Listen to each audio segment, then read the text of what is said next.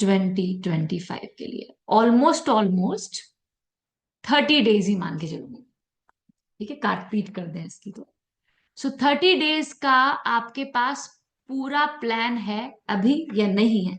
देखो, सबसे पहले तो you need to recognise yourself कि आप किस कैटेगरी में, आप बहुत सारे टेस्ट वगैरह दे रहे हो।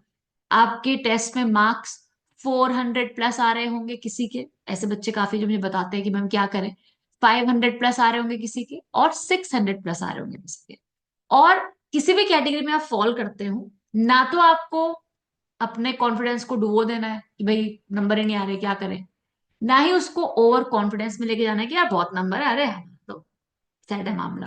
वो दोनों ही चीजें रहोगे। आप जिस भी कैटेगरी में फॉल करते हो, आप 600 प्लस में हो, तो अगर आपने गड़बड़ की तो पहली बात तो अभी 600 प्लस में होना बहुत बड़ी बात नहीं है, क्योंकि अभी आपको पता है कंपटीशन का लेवल काफी हाई है। तो 650 प्लस में आके आप थोड़ा सा समझ सकते हो कि हाँ चीजें सही जा रही हैं। 600 प्लस है तो आपको बहुत मेहनत की भी जरूरत है, और अगर आपके मार्क्स अभी भी कम है तो I have a lot of examples कि लास्ट मंथ में बच्चों ने अपने लिए सीन पूरा बदल दिया, पूरा सीन बदल दिया। लेकिन ऐसे नहीं कि मैजिक वैन घुमाया, जादू की छड़ी घुमाई और आ गए उनके नंबर, ऐसा नहीं था। राइट? तो आप जिस भी कैटेगरी में अपने आप को देखते हो, आपको वहां से क्या करना है वो क्लियर होना चाहिए। अब ये जो 30 डेज है ना, इसमें आपको सिर्फ ऐसे ही नहीं पढ़ना जैसे आप पूरे साल पढ़ते आ रहे थे। इनफैक्ट मैं एक चीज जरूर ऑब्जर्व करती हूँ, जो मैंने रिसेंटली ऑब्जर्व की है, अभी आज की क्लास की भी आप स्ट्रेंथ देख सकते हो। शुरू में जब हमारा बैच शुरू हुआ था, और हमारा क्या, कोई भी बैच में आपने जब स्टार्टिंग की थी, तो शुरू में आप कितने ज्यादा डिसिप्लिन थे, रेगुलर थे, कंसिस्टेंट थे कि नहीं? है ना? क्लास में रेगुलरली आना, और चीजें करना, ध्यान से पढ़ना, क्योंकि उस वक्त सिलेबस चल रहा था, तो आपको लग रहा था कि हाँ ये सिलेबस, ये चैप्टर पढ़ाया जा रहा है, और हमें ठप्पा लगाना है कि हमारा चैप्टर कंप्लीट हो गया, हमारा सिलेबस कंप्लीट हो गया, तो वो ठप्पा लग गया। उसके बाद कहीं ना कहीं कुछ बच्चे ना एक केयर फ्री मोड में आ जाते हैं। अगर आप इस बात से यू नो इफेक्ट कर, मतलब इस बात से आप रिलेट करते हो, तो सोचते रहना, मतलब लेकिन बताना मत मुझे, जस्ट थिंक। आप जिस भी मेरे पॉइंट से रिलेट करते होंगे ना, 2 मिनट के लिए सोचना कि हाँ यार, या नहीं यार ऐसा नहीं है। नहीं है तो जाने दो, अगर हाँ यार ऐसा है तो उस पर काम क्या करना है, वो बेसिकली उसके लिए मैंने आज का सेशन छोटा सा रखा है। तो उस वक्त पे कितने कंसिस्टेंट थे, हालांकि व्हाट मैटर्स कि लास्ट बॉल पे या लास्ट ओवर में किसी ने क्या किया। सब लोग आजकल क्रिकेट का माहौल चल रहा है, आईपीएल भी देख रहे होंगे कुछ बच्चे हैं। बताओ भी कौन देख रहा है? देख लो भाई, ये तो हर साल आता है। बाद में भी रिकॉर्डेड है, देख लेना। मत देखो इस वक्त कुछ भी नहीं, सिर्फ पढ़ाई ही दिखाई देनी चाहिए। सोते हुए भी सपने भी पढ़ाई के आने चाहिए, वो कंडीशन में आपको आ जाना चाहिए। खैर, सो लास्ट जब सिलेबस कंप्लीट हो जाता है ना बच्चों, ये मेरा एक्सपीरियंस है, मुझे जब पढ़ाते हुए कितना टाइम हो गया, 2003 से पढ़ा रही हूँ, आप में से कुछ बच्चे तो पैदा भी नहीं हुए होंगे। राइट? इतना टाइम हो गया। हर साल एक बैचेस आते हैं। ऐसा मैं तो अब थोड़े थोड़े कम बैच पढ़ा रही हूँ, पहले तो बहुत बहुत बैचेस पढ़ाया करते थे। एक साल में 12 12 बैच तक पढ़ाए हैं। हाँ, 11th को माइनस कर दो तो 8 बैचेस। तो इतने बैचेस आते थे, और बाद में रिजल्ट आता था तो दिखाई देता था कि कौन से बच्चे कर पाए, कौन से बच्चे नहीं कर पाए। ठीक है? तो इसलिए इतना एक्सपीरियंस हो गया है, नाखों ने इतना कुछ देखा है, वही हम आप लोगों को, मैं ही नहीं सारे टीचर्स करते होंगे, आप लोगों को पास ऑन करते हैं। किसी की बात से आप कनेक्ट कर पाते हो, किसी की बात से नहीं कर पाते, तो कोशिश करते रहते हैं हम लोग कि भाई हमारी बात आपके काम आ जाए। तो मैं हमेशा बताती हूँ कि भाई, मैंने हमेशा देखा है कि जब शुरू में सिलेबस चल रहा होता है, बच्चों बच्चे पैक्ड क्लासेस होती है ना? सिलेबस कंप्लीट होने का जैसे ही नाम सुनते हैं, फिर अपने मोड पे पढ़ाई करने लगते हो। देखो, अपने हिसाब से पढ़ाई कर रहे हो, नॉट अ प्रॉब्लम, लेकिन क्या वो सही डायरेक्शन, या तो पढ़ाई अपने हिसाब से कर रहे हो, या पढ़ाई नहीं भी कर रहे होते कुछ बच्चे। कोर्स कंप्लीशन, केयरफ्री मोड, हाँ हो ही है अब तो, चल रहा है धीरे धीरे, डिसिप्लिन खत्म हो जाता है क्लास में, रेगुलरिटी से आना, क्वेश्चन सॉल्व करना, प्रैक्टिस करना, वो खत्म हो जाता है, मैंने देखा भी। आप देख भी सकते हो क्या चल रहा है आजकल, है ना? तो जो बच्चे लास्ट तक कंसिस्टेंसी शो करते हैं, क्लासेस में रेगुलरली आना, क्लास में दिए गए काम को, अब क्योंकि सारा काम तो अभी हो रहा है ना, आपने देखा कैसे कैसे पीडीएफ बनाने में मेहनत कर रहे हैं हम लोग, बाकी सब टीचर्स भी कर रहे होंगे। एनसीईआरटी सेशंस के बारे में प्लान कर रही हूँ, कोई चीज ना छूट जाए, कुछ एक्स्ट्रा पढ़ा देंगे।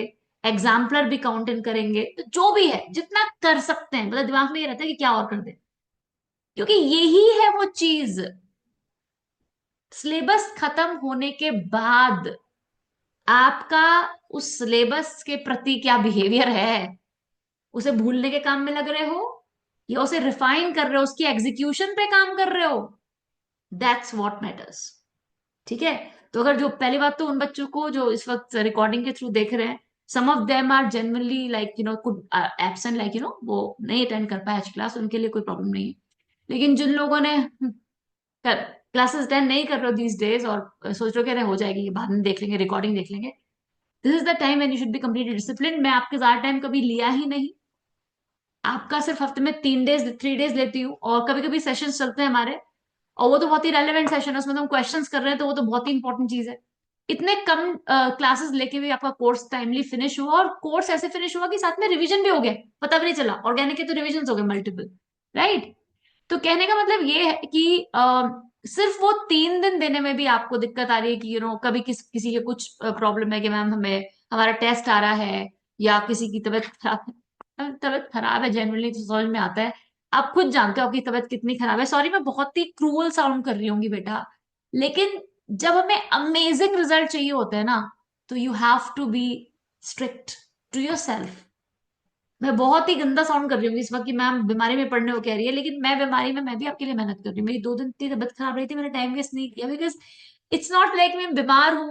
आपको कहीं चल के नहीं जाना, आपको घर में ही सिर्फ वीडियो अपना ये लिंक ऑन करना है, पढ़ाई शुरू हो जाती है, कुछ नहीं करना अगर आपकी तबीयत खराब भी है तो। खैर ये सब तो हुई वो बात कि आपकी कंसिस्टेंसी काफी लोगों की बहुत ही यू नो नेगेटिव डायरेक्शन में जा रही है, सो मेंटेन दैट। आप क्लास में जो सुनते हो ना डायरेक्ट लाइव सेशन में, आपका अटेंशन बहुत ज्यादा यू नो फोकस्ड होता है, क्योंकि मैं आपसे कैमरा ऑन करने के लिए बोलती हूँ, that focus let you understand things for a longer period of time. कभी कभी क्लास में ऐसी चीज सुन जाते हो, उसके अराउंड ऐसी कहानी या ऐसी कोई चीज स्टेटमेंट हो जाता है कि जब आप एग्जाम में जाते हो तो कुछ अगर याद भी नहीं आ रहा है ना उस वो चीज तो याद आ जाती है, याद ना आ रही हो तो भी याद आ जाती है। तो that's why the live sessions are really important. और मैं अब मैं सोच रही हूँ कि आगे के जो लाइव सेशंस है ना, वो मैं सिर्फ तभी रिकॉर्डेड सेशन दूंगी जब जो बच्चे प्रेजेंट है उनको, और जो बच्चे जेन्युइनली एब्सेंट है फॉर सम रीजन, मतलब मुझे लगा तो ही मैं उनको शेयर करूंगी, सबको नहीं मिलने वाला, क्योंकि ये लास्ट मंथ सिर्फ उन बच्चों के लिए है जो एक्चुअली ऑनेस्टली मेहनत करेंगे, और उनके साथ में हमेशा खड़ी हूँ। आपको बताइए, आप किसी भी रेंज 400 500 प्लस कोई सा भी स्कोर ला रहे हो, मुझे पता है मैं आपको कहीं से भी उठा सकती हूँ, राइट। अगर आप, मैं क्या सारे टीचर अगर आप फॉलो करें बातों को टीचर्स की, कहीं से भी उठ सकते हो आप, राइट। लेकिन honesty is very important, discipline सबसे इंपॉर्टेंट, डिसिप्लिन और कंसिस्टेंसी। तो सबसे पहले इन बच्चों की बात करूंगी जो अभी जिनका स्कोर 400 प्लस आ रहा है, राइट। बेटा अगर आपका स्कोर 400 प्लस में जा रहा है, अभी 400 500 टच नहीं कर पा रहे हो, तो पहले तो या तो ये ऐसा हो रहा होगा कि कोई एक सब्जेक्ट आपको ज्यादा परेशान कर रहा होगा, है ना। कोई एक, मान लीजिए जनरली वो सब्जेक्ट फिजिक्स हुआ करता है काफी लोगों के लिए, सेकंड नंबर पर केमिस्ट्री हुआ करता है, और थर्ड नंबर पर बायो, क्योंकि बायो तो अक्सर बच्चे कर ही लेते हैं, है ना। देखो bio is something which is most scorable, तो मैं आपको ये जरूर कहूंगी कि बायो के एनसीईआरटी के मल्टीपल रिविजन्स करो, मल्टीपल रिविजन्स, क्योंकि आपका बायो का स्कोर चाहे आप कहीं भी आ रहे हो 350 प्लस तो आना ही चाहिए, क्योंकि ये आपका एक रेस्क्यू सब्जेक्ट है, बाकी सबको बचा लेगा। 350 प्लस, 10 नंबर जेल जाओगे, फुल भी मार्क्स आ रहे हैं बच्चों के, लेकिन 350 प्लस, और उसके लिए आपको सिर्फ कुछ भी नहीं करना, बार बार किसी से डाउट नहीं पूछने, कुछ नहीं करना, ज्यादा दिमाग लगाना, आपको सिर्फ बार बार रिवीजन करना है जहां जहां फंस रहे हो। एक छोटी सी प्रॉब्लम आती है बच्चों को कि जहां भी टेस्ट दे रहे होते हैं, with all due regards to all the teachers, क्योंकि मुझे इतना नहीं पता है बायो में, लेकिन काफी सारी चीजें हैं थोड़ा सा इरेलीवेंट डाल देते हैं तो बच्चों के स्कोर कम हो जाते हैं, तो वो परेशान होते हैं, है ना। देखो अगर ऐसा है, बहुत ज्यादा हद तक ऐसा है, तो चूज योर टेस्ट। मुझे लगता है आकाश और एलन के टेस्ट काफी रेलेवेंट होते हैं, वहां पे कम होता है ऐसा, क्योंकि काफी रिसर्च होते हैं वो। और एक मैं, चलो ये रिकॉर्डिंग हो रही है तभी बोल देती हूँ, मुझे अंकुर दत्त सर के जो टेस्ट है उन पे काफी भरोसा है, जो लोग उनको फॉलो कर रहे हैं, तो उनके टेस्ट में तो मार्क्स आने ही चाहिए, क्योंकि वो पूरा एनसीईआरटी बेस बनाते हैं, और एनसीईआरटी ही बायो में आता है। तो आप आकाश अंकुर दत्त सर, आकाश एलन, तीनों में से, ये स्पॉन्सर्ड नहीं है बाय द वे वीडियो, लेकिन मैं ट्रूली बता रही हूँ कि जो मुझे लगता है, तो ये इसके लिए आपको लगातार बायो के लिए रोज के 2 3 घंटे 4 घंटे निकालने ही निकालने हैं।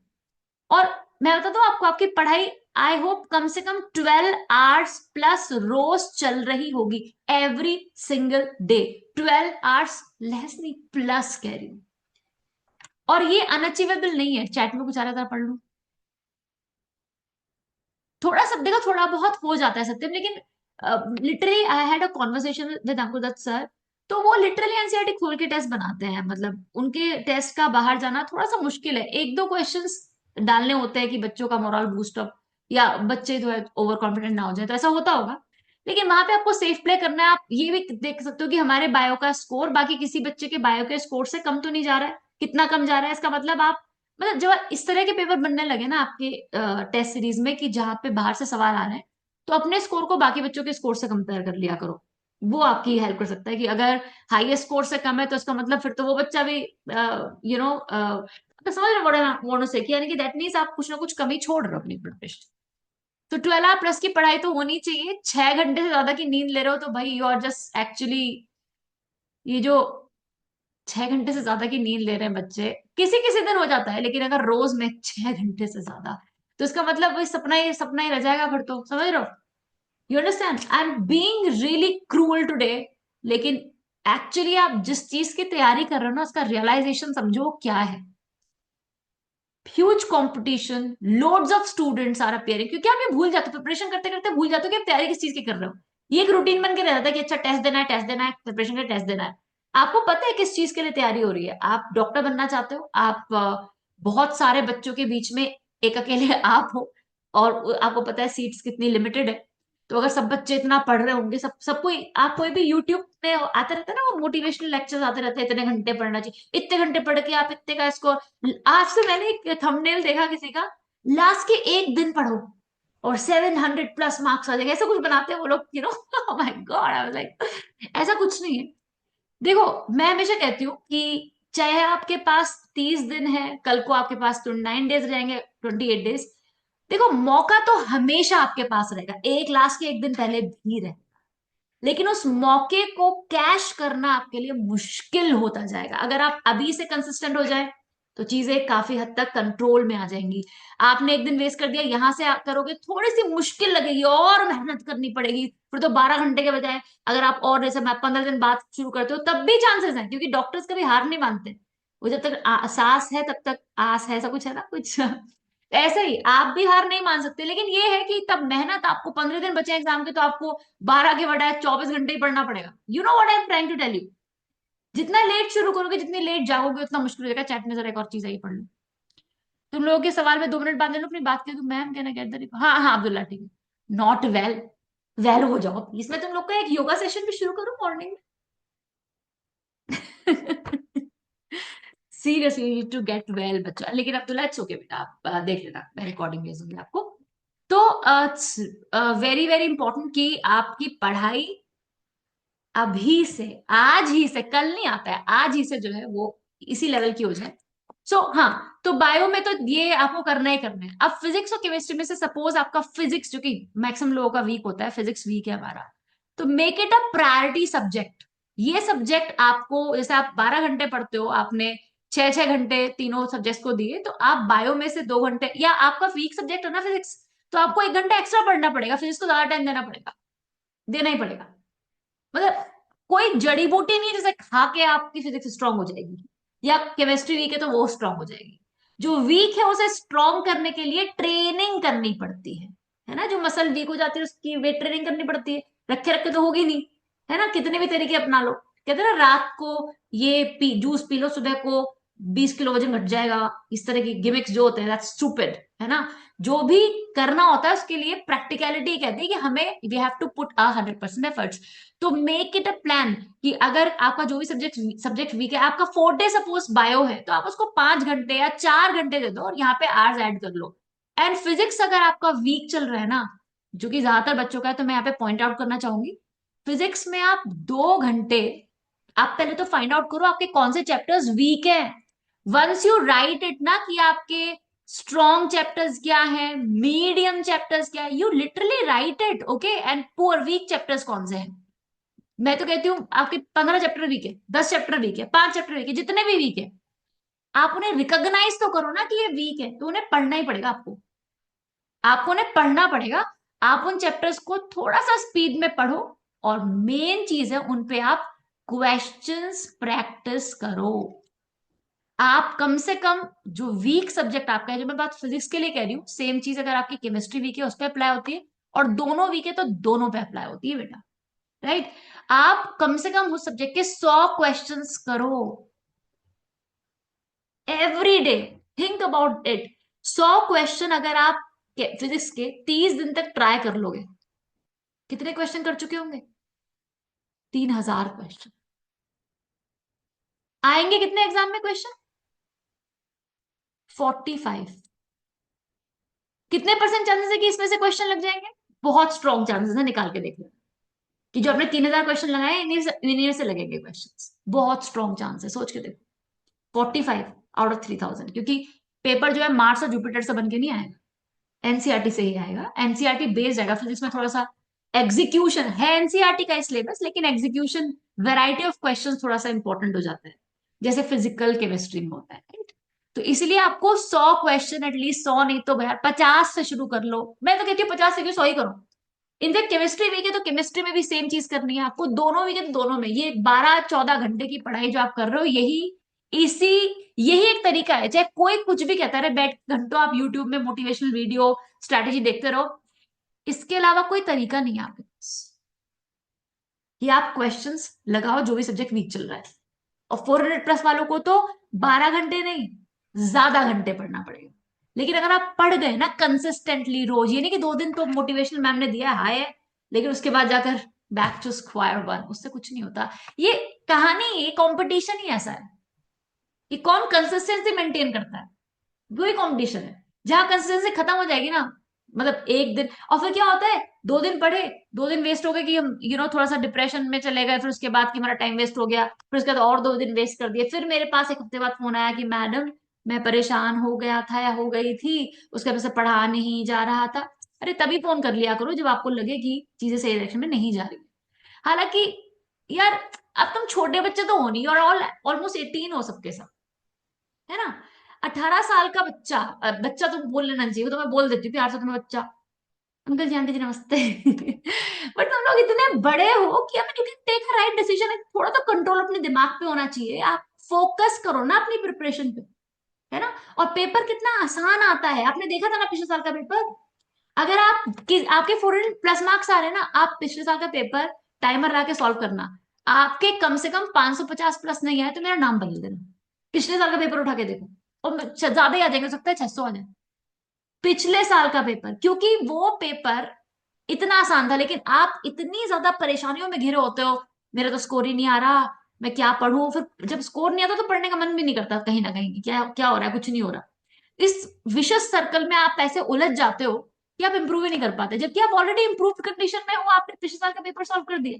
लेकिन जब बच्चा अच्छे से प्रिपेयर्ड नहीं होता सब्जेक्ट को लेकर, या उसका कॉन्फिडेंस अच्छे से तैयार नहीं होता, उसी पेपर को जब एक टाइम कंस्ट्रेंट में एक हॉल में बाकी एग्जाम बच्चों के साथ बैठा करके सॉल्व करवाया जाए, जब एग्जाम आएगा आपका, तब इतनी टेंशन में वो थोड़ी सी कच्ची पक्की प्रिपरेशन के साथ यही पेपर में आपके मार्क्स ही नहीं आ पाते। तो हम ये तैयारी क्यों कर रहे हैं, मल्टीपल रिवीजन क्यों कर रहे हैं? क्योंकि चाहे वो टाइम कंस्ट्रेंट 3 घंटे का हो और वो एग्जामिनेशन का प्रेशर हो, तब भी मुझे चीजें मजे से फिसल फिसल के दिमाग में से बाहर आए और मैं राइट चीज टिक कर दूं। When you're confident that you have solved 3000 questions, and hello, 3000 का मार्क टच करके भागना नहीं। 3000 क्वेश्चन का मतलब है आप 100 क्वेश्चन रोज करते हो ना, तो ये 100 क्वेश्चन यहाँ घुसने चाहिए। मतलब ये कि इन 100 क्वेश्चन में से अगर मैं कोई क्वेश्चन आपसे पूछ लूं कि 100 क्वेश्चन किए थे ना, कौन से टॉपिक पे, इस टॉपिक पे मैंने पूछा कोई सवाल, तो एकदम से करेक्ट, अच्छा ये क्वेश्चन तो ऐसे कुछ कल किया था, ये इसका आंसर ऐसे निकलता है, ये आंसर है, मतलब उसके आसपास सब कुछ क्लैरिटी से। हर 100 क्वेश्चन को आपको लिटरली पीना है, जीना है उस क्वेश्चन को। प्रैक्टिस कर, नंबर नहीं काउंट करवाने, 100 की बजाय 90 कर लेना या 80 कर लेना, लेकिन वो 80 क्वेश्चन मुट्ठी में होने चाहिए। ये नहीं कि ठप्पा लग गया मैंने 100 कर लिए। You understand. तो ये आप लोगों की कहानी, आज 400 प्लस में जो भी फॉल कर रहे हैं उनकी कहानी बिल्कुल सिंपल, उन्हें पढ़ना है, बहुत पढ़ना है। उन्हें थ्योरी भी पढ़नी पड़ेगी वीक चैप्टर्स के लिए, और क्वेश्चंस भी सॉल्व करने पड़ेंगे, वेदर इट इज फिजिक्स और केमिस्ट्री। 500 प्लस वालों की बात करें तो उनका कोई एक सब्जेक्ट ही वीक होगा, मतलब मैं यहाँ पे 2 सब्जेक्ट को काउंट कर रही हूँ, उनका एक ही सब्जेक्ट कोई ना कोई वीक होगा। प्लस मुझे ऐसा भी लगता है कि जो बच्चे 500 प्लस स्कोर कर रहे हैं वो सिली मिस्टेक्स बहुत कर रहे होंगे कहीं ना कहीं। जब पेपर घर पे आके देखते होंगे, अरे यार ये तो आता था मुझे, ये बहुत होता होगा आपके साथ, है ना। तो सिली मिस्टेक को, अच्छा सिली मिस्टेक को ना कुछ लोग ऐसे होते हैं, अरे ये मुझसे थोड़ी हुई है, मेरी आत्मा तो साफ सुथरी है, मैंने कोई पाप नहीं किया, राइट। एक मिनट रुकना जरा, मेरी गलती थोड़ी है, तो सिली मिस्टेक हो गई। सिली मिस्टेक को कैसे बोलते हैं, तो मेरे से नहीं हुई गलती। अबे सिली मिस्टेक बोल रहे हो, बुद्धू लोगों की जो मिस्टेक होती है, बुद्धू थोड़ी हो तुम लोग। तो सिली मिस्टेक नहीं होनी चाहिए, और ना हो इसके लिए एक ही चीज सबसे इंपॉर्टेंट है, प्रैक्टिस क्वेश्चंस। आप बोलोगे वो तो पहले वालों को ही बोल दिया था आपने, बोला था, लेकिन यहाँ पर क्वेश्चन प्रैक्टिस करने के बाद, और ये इनके लिए भी कहीं ना कहीं जाता है कि क्वेश्चन प्रैक्टिस करना है आपको। और थ्योरी कम पढ़ने की, थ्योरी आपकी आई थिंक थोड़ा सा पकड़ है, आपके पास थोड़े कम ऐसे चैप्टर्स होंगे जो वीक होंगे, नंबर ऑफ चैप्टर्स कम होंगे जो वीक होंगे, है ना। तो उन वीक चैप्टर्स को तो पढ़ना ही पढ़ना है, लेकिन क्वेश्चन प्रैक्टिस आपको कैसे करनी है, आपने जो भी पीडीएफ सॉल्व की सो फार, उनके जो क्वेश्चंस आपको लगते हैं, जैसे मान लीजिए मैं एक पीडीएफ खोल के बैठी, आकाश की, एलन की, मेरी जो भी पीडीएफ है, राइट, मैंने उसको खोला, और उसमें मेरे पास ऐसे मार्क था कि ये 1 2 3 4 फोर्थ फिफ्थ सिक्स क्वेश्चन मेरे डाउट थे, मैंने मैम से पूछ लिए थे, मुझे आ गए थे, तो इन्हीं क्वेश्चन को सॉल्व करेंगे पहले। बहुत ध्यान से सुनना, ये 600 प्लस वालों के लिए भी बहुत इंपॉर्टेंट ली जाता है। इनको सॉल्व करने के बाद फिर इनको एक बार देख लूंगी, और फिर मैं टाइमर लगाऊंगी 60 मिनट्स का, और फिर मैं इन 1 से लेके 60 तक 60 क्वेश्चन सॉल्व करूंगी। जब आप टाइम कंस्ट्रेंट में क्वेश्चन सॉल्व करेंगे, तभी आपकी प्रैक्टिस आपकी सिली मिस्टेक से आपको निजात दिलाएगी। समझ रहे हो, टाइम कंस्ट्रेंट जो चीज करनी है एग्जाम में, उसको अभी से फॉलो करना शुरू करो, and do that for chemistry and physics both. पहले तो उन क्वेश्चन को थोड़ा देख लो जिनमें आपको लग रहा था कि मेरे डाउट थे, या क्वेश्चन के बाद यार ये टॉपिक मेरा हमेशा वीक होता है, एक बार इसको ही पढ़ लेता हूँ। तो आपको ना जो चैप्टर पढ़ना है उसमें टाइम नहीं लगाना बहुत ज्यादा, आपको लगाना है भाई। लेकिन जो 500 प्लस वाले बच्चे, उनको चैप्टर पढ़ने में बहुत टाइम नहीं लगाना। जो चैप्टर बहुत ही गया गुजरा और वीक है, उसको तो पढ़ना पड़ेगा पूरा, राइट। लेकिन जो चैप्टर आपको लगता है कि चलो ठीक ठाक है, तो चैप्टर पढ़ने में इतना टाइम मत लगाओ। कैसे पढ़ो चैप्टर को, यार ये वाले पॉइंट्स, जैसे मैं बात करूं इलेक्ट्रोकेमिस्ट्री, सबसे बड़ा चैप्टर उठा लिया, इसको तो कुछ लोगों को पढ़ना ही पड़ेगा, लेट मी टेल यू, कुछ लोगों से पूरा ही पढ़ना पड़ेगा। लेकिन मुझे ऐसा लगता है कि बच्चों को ज्यादातर जो दिक्कत आती है इलेक्ट्रोकेमिस्ट्री चैप्टर में, वो आती है ईसीएस के क्वेश्चंस में। इलेक्ट्रोकेमिकल सीरीज, कौन किसको ऑक्सीडाइज करेगा, कौन किसे रिड्यूस करेगा, कौन एनोड बनाना चाहिए, कौन कैथोड बनाना चाहिए, कौन सी मेटल एसिड में से डिस्प्लेस करेगी, कौन सी मेटल किस मेटल को उसी गैस में से डिस्प्लेस करेगी। इस तरह के क्वेश्चन में बहुत गलती करते हो, तो उसको, इस टॉपिक को पढ़ लो। मुझे लगता है बच्चों को थोड़ा बहुत, जो वो वाले क्वेश्चंस आते हैं, resistance, resistivity, conductance, conductivity, molar conductance, उनके फॉर्मूले अप्लाई करने में दिक्कत आती है, उनको थोड़ा सा पढ़ लो, है ना। तो मुझे पता है कि मुझे इस चैप्टर के इन टॉपिक्स में प्रॉब्लम आती है, इन टॉपिक्स को पूरा पढ़ेंगे, और जो टॉपिक्स मेरे स्ट्रॉन्ग है उनके जरा फॉर्मूले फॉर्मूले देख लेंगे, और सिर्फ बस मेन काम क्या करेंगे ये लोग, लगातार क्वेश्चन पे क्वेश्चन प्रैक्टिस। जब आप क्वेश्चन प्रैक्टिस करते हो ना, तो आपको पता लग जाता है कि यार ये क्वेश्चन इस टॉपिक का है, मुझे इस टॉपिक को तो यार पढ़ना पड़ेगा। पूरी अवेयरनेस के साथ आपको क्वेश्चन सॉल्व करने हैं। ऐसे नहीं कि वो बैठे हैं धूप में, पहला क्वेश्चन अच्छा इसका आंसर ये था, ओहो ये था इसका आंसर, तो ये नहीं करना। बहुत ज्यादा ऑब्जर्वेशन कंसंट्रेशन के साथ, वरदान बहुत रिलेट कर पा रहे हैं आपके पास से, खूब हंसी आ रही है। तो जैसे पहला क्वेश्चन किया, अच्छा ये क्वेश्चन ठीक है, ऐसे ऐसे किया, ऐसे किया, समझ समझ के, मतलब एक क्वेश्चन छप जाना चाहिए आपके मेमोरी स्लिट पे, राइट, स्लेट पे, ओके, छप जाना चाहिए, राइट। दूसरा क्वेश्चन आपने किया, पीछे देखा आंसर गलत आया, नाउ होल्ड दिस क्वेश्चन, रुक जाओ भैया जरा, हाथ धो के इस क्वेश्चन के पीछे पड़ना है। अच्छा ये गलती कर रहा था मैं, या कर रही थी। एंड इफ यू वांट, अगर आपको लग रहा है गलती बड़ी है और बहुत रिपीटेटिव है, एक पेज बना लो। मेरे कुछ स्टूडेंट्स थे जो बहुत सही से कॉलेजेस में तो कर भी चुके हैं, वो लिटरली उन्होंने मुझे कॉपी दिखाई अपनी कि मैम हम ऐसे अपने वीक, जो हमारे सिली मिस्टेक्स वाले एरिया होते थे, जो पॉइंट्स हम भूल जाते थे, आपने देखा आपके, मैं जब आपको पढ़ा रही थी periodic, sorry Sparsh, I have to take this, electron affinity के क्वेश्चन में लगातार सेम गलती 3 बार की तुमने। मैं इतना ध्यान से पढ़ाती हूँ, मुझे एग्जैक्टली याद आता है कौन सा बच्चा कब कौन सी मिस्टेक कितनी बार करता है। आपके कभी कभी टेस्ट खोल के बैठ जाती हूँ, मुझे एग्जैक्टली पता होता है कहाँ गलती कर रहे हो, मैं बोलती भी हूँ तुम लोगों से। तो आपको ये पता है कि इलेक्ट्रॉन एफिनिटी, इलेक्ट्रॉन की एंथैल्पी में दिक्कत है, make it a topic that doesn't work for you, and then make it work for you by understanding, giving yourself time, कि आज बैठ के ऐसे ही करता हूँ। जब तक आपको अपनी गलती का रियलाइजेशन नहीं होगा, उस पर काम कैसे करोगे? पढ़े जा रहे हो बस। कल इस वक्त एक चीज और हो रही है कि टेस्ट सीरीज चल रही है। टेस्ट सीरीज की तैयारी है ना, तो उसके लिए आप अलग से 3-4 घंटे निकालो या कुछ भी करो, लेकिन आपकी सेल्फ स्टडी, अभी जो आप 400 और 500 के फेरे में अटके पड़े हो ना, और फिर उस टेस्ट सीरीज के चक्कर में पड़ चुके हो कि जिसकी वजह से आप ना टेस्ट सीरीज में स्कोर कर पा रहे हो ना सेल्फ स्टडी कर पा रहे हो, घमासान चल रहा है। ऐसा हो रहा है कुछ बच्चों के साथ, 400-500 वालों के साथ तो 100% हो रहा होगा ये। क्योंकि यही इसमें फंसे रहते हैं, 500 से आगे स्कोर नहीं देख पाते वो। क्यों? क्योंकि हमारा टेस्ट है, टेस्ट से तैयारी तो हुई नहीं, टेस्ट कहां से? सेल्फ स्टडी पे ध्यान दो, टेस्ट तो देना ही पड़ेगा भाई। एक तो इसलिए देना पड़ेगा क्योंकि जरूरी है, इसलिए देना पड़ेगा क्योंकि प्रेशर है, पेरेंट्स का भी होता है, टीचर्स का भी होता है। टेस्ट देते रहो, उससे साइड में सीखते रहो, उसकी तैयारी भी थोड़ी बहुत करते रहो जितनी हो सकती है। लेकिन अगर आपके जो टॉपिक वीक है, वो सफर कर रहे हैं, तो वो कभी ठीक ही नहीं हो पाएंगे। और उन्हें लिखो पेपर पे, जब तक दिखेगी नहीं ना गलती, उस पर काम नहीं कर पाओ। ठीक है, तो ये है मेरा इन वाले बच्चों को एक सजेशन। जो 600+ स्कोर कर रहे हैं, मुझे ऐसा लगता है कि इनके बहुत ही कम ऐसे टॉपिक्स होते होंगे जो कि वीक होंगे, है ना, लेकिन होंगे इनके पास भी कुछ ऐसे रिपीटेटिव जो गलत हो रहे हैं चीजें। जैसे होता है कि किसी के आइसोमेरिज्म में, ऑर्गेनिक में दिक्कत आ रही है, किसी का मुझे सारे चैप्टर्स ऑर्गेनिक के अच्छे लगते हैं, कार्बोनिल कंपाउंड, एल्डिहाइड कीटोन, सबके क्वेश्चन हमेशा गलत हो जाते हैं मेरे से। या मेरे या फिजिक्स में कुछ होता होगा, या फिजिकल केमिस्ट्री में मेरे सोल्यूशन वाले चैप्टर्स गलत हो जाते हैं, इक्विलिब्रियम वीक है। तो ऐसे बहुत कम चैप्टर्स होंगे, इतने कम होंगे कि आप उन्हें अपने आप को 2 या 3 दिन का टाइम दो and get done with that for each and every subject. Get done once and for all. और गेट डन करते वक्त एक पेपर पे ना शॉर्ट में कुछ नोट्स बनाने का टाइम नहीं है। आप पता चला अलग अलग रंगों से नोट्स बना रहे हो, उसका टाइम नहीं है अब, राइट? तभी तो मैं आपके लिए खुद नोट्स बना रही हूँ, आपको जो दे रही हूँ मैं पीडीएफ वगैरह।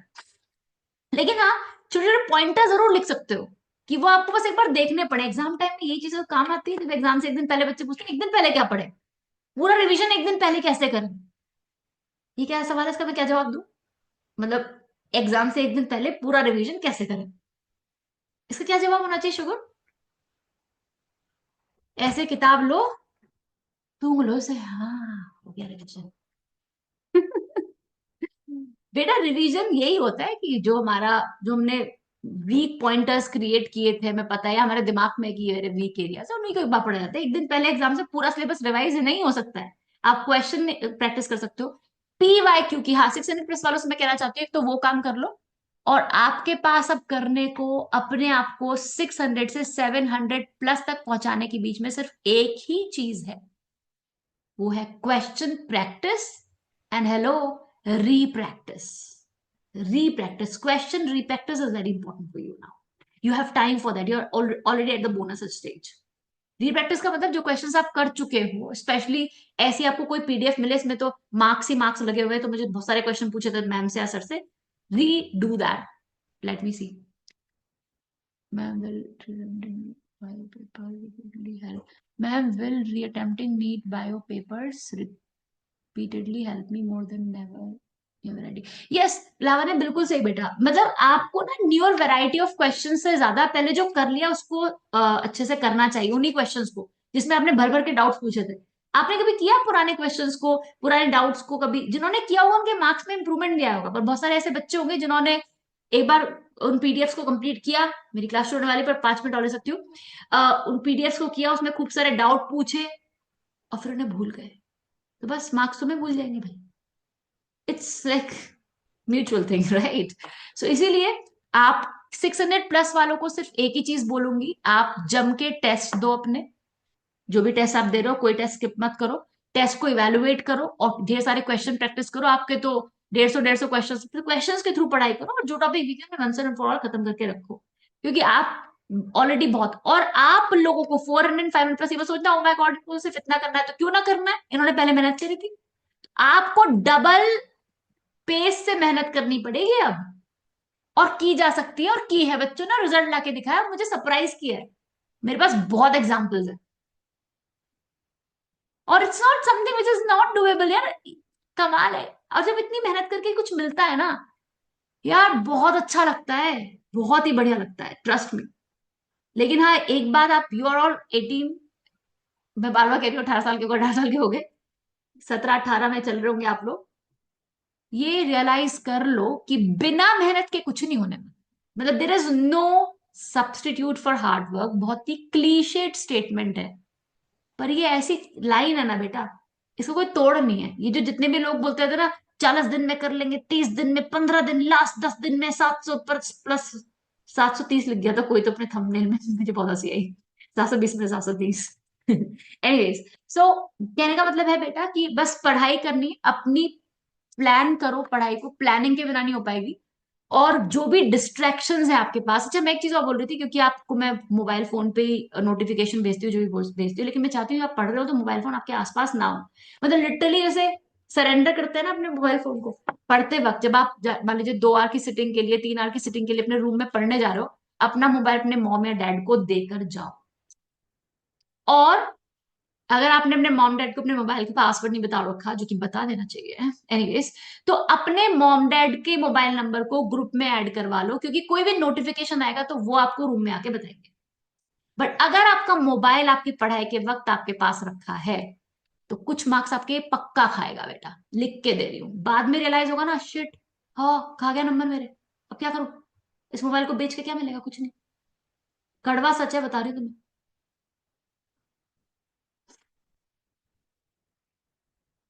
समझ रहे हैं आप लोग?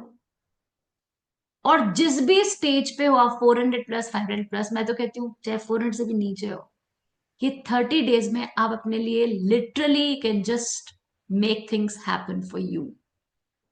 एग्जाम्पल्स के दिन और दूंगी कि आज मेरी क्लास शुरू होने वाली है, लेकिन मैं आपको डेफिनेटली वो एग्जाम्पल दूंगी, ऑफ रिकॉर्ड दूंगी, क्योंकि आप इसी फेटर्निटी का हिस्सा बनने वाले हो, फिर जाके उन्हें चढ़ाओगे अपने सीनियर्स को। अच्छा आपने तो लास्ट 1 महीने में तैयारी की थी दीदी, ओ या शी वाज गुड। एनीवे, सो समझ में आ रही है बात आप लोगों को? तो बेटा अब मैं फिर भी पूछना चाहूंगी कि आप, अच्छा बाय द वे मैं एक चीज और बता दूं कि इस वीक तो मैं पूरा ऑर्गेनिक ही चलाने वाली हूँ, ट्यूसडे, थर्सडे एंड सैटरडे। लेकिन नेक्स्ट वीक 2 दिन ऑर्गेनिक, आई थिंक 2 और दिन में ऑर्गेनिक फिनिश ही हो जाएगा, मुझे ऐसा लगता है। लेकिन अगर नहीं भी हुआ तो 2 दिन ऑर्गेनिक, 1 दिन फिजिकल, फिर हम शुरू कर देंगे नेक्स्ट वीक से। नेक्स्ट वीक में आपकी 1 या 2 एक्स्ट्रा क्लास लूंगी, जिसमें मैं पढ़ाने वाली हूँ आपको एक तो सरफेस केमिस्ट्री से रिलेटेड, मतलब थोड़ा सा लायोफिलिक लायोफोबिक, जो आपके कोर्स में प्रैक्टिकल वाला पार्ट है, और ऑर्गेनिक का प्रैक्टिकल वाला पार्ट, ये 2 चीजें कराऊंगी पहले मैं, 2 क्लासेस लेके, तो वो फिनिश हो जाएगा हमारा। लेकिन मैं कितना भी फिनिश करती रहूं, यू हैव टू रियली, क्या बोलो, समझ रहे हो ना? कितनी बार बोलूं, घंटों बैठ करके जो आप ये, अब सीरियसली आप फोन को ना दे दो। मॉम डैड को दे दिया, पढ़ने जा रहे हैं, अगर आप ऐसा कर पा रहे हो ना, तो समझ लो कि प्रिपरेशन सही डायरेक्शन में जा रही है। अगर आपके फोन को ही आप अपना त्याग नहीं कर पा रहे, तो किसका करोगे? नींद, फोन कब तक चलेगा ये? है नींद में सोया 30 दिन बाद, सो जाना, इतना सोना आकर के, फिर नींद नहीं आएगी, फिर तो देखना, फिर तो ऐसे जेलों में से बाहर निकलोगे तुम लोग। और फिर पता है बच्चे क्या बोलते हैं, मैम टाइम नहीं पास हो रहा है मेरा, तो मुझे पढ़ने की आदत सी लग गई है। झूठे। मैं इसमें क्या आ रहा है भाई? मैम मुझे कल की क्लास के लिए 12 वाले हाँ बेटा, बिल्कुल बिल्कुल। अच्छा बाय द वे ये बताओ कि आप लोगों को कुछ पूछा तो पूछ लो, क्योंकि फिर मैं क्लास शुरू करूंगी। कुछ कोई चीज मैम आप ये ऐड कर दो, वो ऐड कर दो, देखो मैं अपनी तरफ से ना ऑनेस्टली, आप देख लो मेहनत कर रही हूँ, लेकिन आप चाहो तो मुझसे और मेहनत करवा लो कि मैम ये और चीज कर दो। I am ready to do that.